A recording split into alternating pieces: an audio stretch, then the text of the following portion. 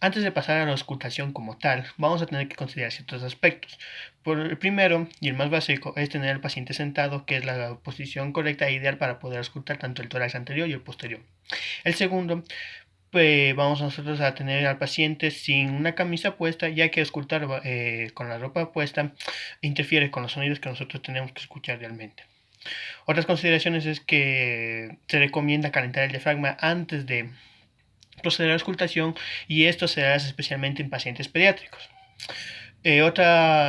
Una consideración muy importante es que al momento de auscultar nosotros vamos a empezar desde la parte cefal hasta la parte caudal, alternando entre los focos auscultatorios que ya vamos a ver posteriormente, de izquierda a derecha, para evaluar la simetría de respiración en ambos emictoras. Otra consideración es que en algunas bibliografías, como en la bibliografía de Bates, recomienda que el paciente antes de la auscultación pueda toser de 1 a 2 veces para que se pueda liberar un tapón mucoso que se encuentre o una atelectasia leve. También nosotros vamos a considerar que aquellos pacientes que poseen vello abundante, como en el caso de los hombres, vello abundante en el pecho, pues aquí se debe tener un poco más de presión del diafragma contra la piel para poder escuchar bien, o a su vez humedecer esta parte para que el ruido de los vellos no interfiera con los ruidos respiratorios. Aquellas mujeres que tienen el cabello largo y obstruyen la auscultación en la parte posterior del tórax, se recomienda que éstas se recojan o a su vez retirarlo para poder valorarlo. Otra consideración es que al momento de auscultar en cada foco pulmonar tenemos que escuchar por lo menos una respiración completa, es decir, una inspiración y una expiración en cada foco auscultatorio. A su vez, nosotros tenemos que, al momento de llegar a auscultar ruidos adventicios o adquisores que vamos a ver posteriormente, estos una vez que escuchemos uno de estos ruidos, debemos auscultar zonas adyacentes a este sonido adventicio. Y la última consideración es que nosotros vamos a pedir al paciente que durante la auscultación que respire con la boca abierta de una forma lenta y profunda, ya que al momento de que no respire de forma lenta puede llegar a un mareo por hipoventilación. Por ende, en caso de que suceda esto, es recomendable parar y dejar que el paciente respire de una forma normal unas cuantas veces.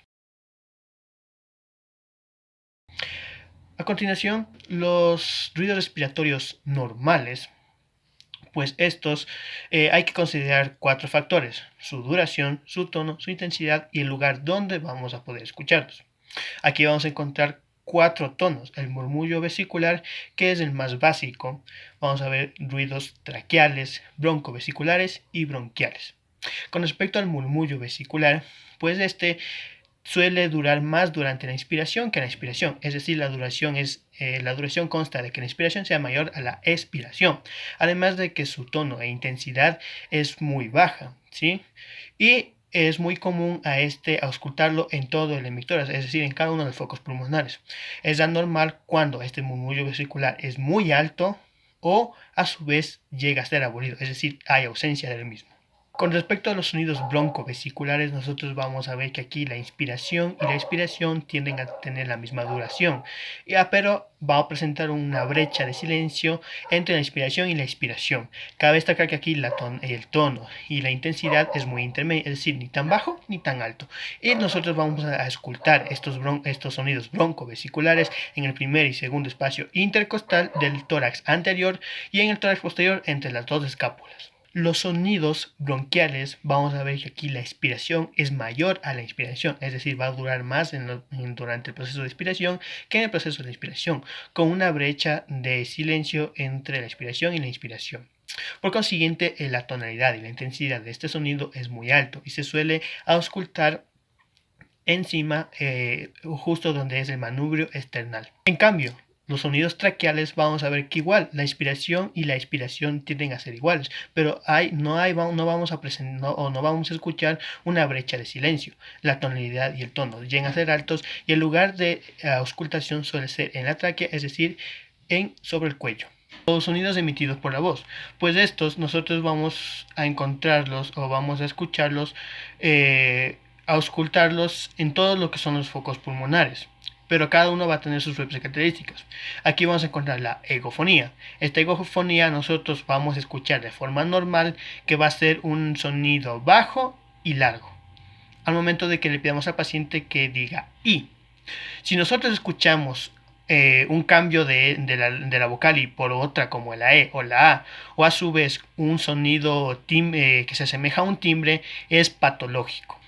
Otro es la broncofonía, pues nosotros normalmente lo escuchamos de forma muy baja y poco clara, al momento de que le decimos al paciente que diga 33. Nosotros llegamos a escuchar a de una forma muy alta y muy clara, lo decimos que es una broncofonía, y esto pertenece a un cuadro patológico. Por último, nosotros vamos a encontrar a la pectoriloquia áfona, pues normalmente se escucha como un sonido, un susurro, mejor dicho, y poco claro, al momento de que decimos igualmente al paciente que susurre la palabra o diga la palabra 33. Nosotros lo encontramos anormal o patológico cuando tiende a ser muy alto y se escucha claramente. Vamos a ver los focos pulmonares que nosotros vamos a tener que auscultar. Y estos focos pulmonares son semejantes a los focos que nosotros tendemos a percutir en la semiología del aparato respiratorio. Vamos a ver que es posible auscultar tanto en el tórax anterior como en el tórax posterior. Antes de proceder con la técnica, quiero disculparme con usted, doctor Adrián, quien nos ha dado la oportunidad de presentar este video. Pues estas últimas semanas he pasado solo, no he tenido una persona con quien me ayude o me facilite con la técnica de auscultación pulmonar. Por eso me he visto en la obligación de poder improvisar con un muñeco que asimile el paciente. Espero me sepa entender, doctor, y disculpas. Buenas tardes, señor. Por favor, tome asiento. Sí, muy bien. A continuación voy a auscultar, doctor. Por favor, si me ayuda quitándose la camisa, por favor. Bien, muchas gracias. A continuación necesito una respiración lenta y profunda con la boca abierta, por favor. Respire, por favor. Lento y profundo.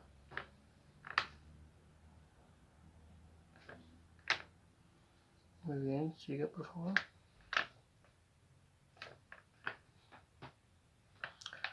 Lento y profundo.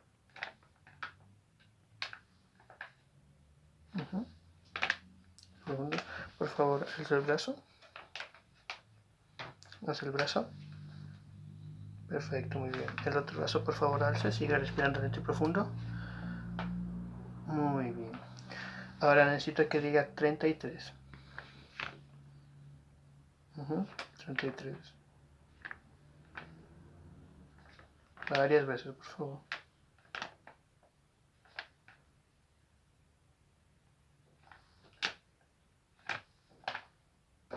Por favor, necesito que... Mira. Muy bien. Igual, ahora, de la misma forma, respiramos lento y profundo con la boca abierta. Por favor, respiren. Respiren. Muy bien. Lento y profundo. Perfecto. Sigue así.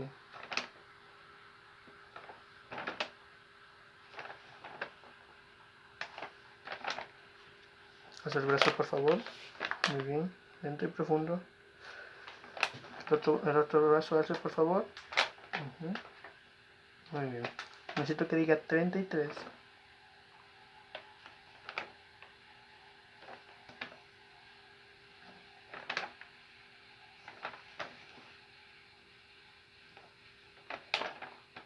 Muy bien, muchas gracias.